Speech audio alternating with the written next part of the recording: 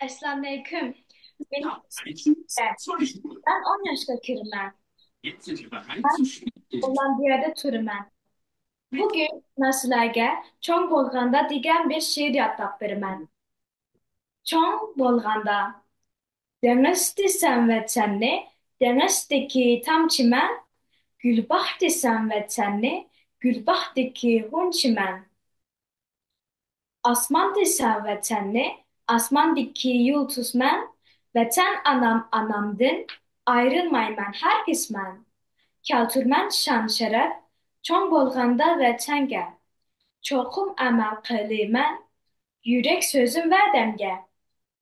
Rahmet Aslan endi meslege, kipi balina nakşisi, kipinek nakşisini itip vermen.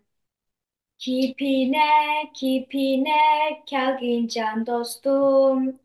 Bu güzel bahçamda pervaz kılgın şaş. Su koyup güllerge ani tadayım.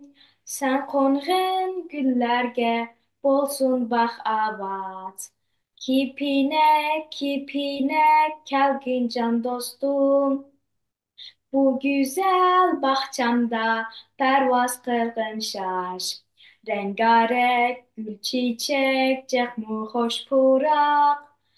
Bak kara sen bilen kaynısın baya. Kipine, kipine, kelgin can dostum. Bu güzel bahçamda pervaz kılgın şaş. Rengarenk gül çiçek, cehmu hoş purak. Bak kara sen bilen kaynısın baya. Rahmet.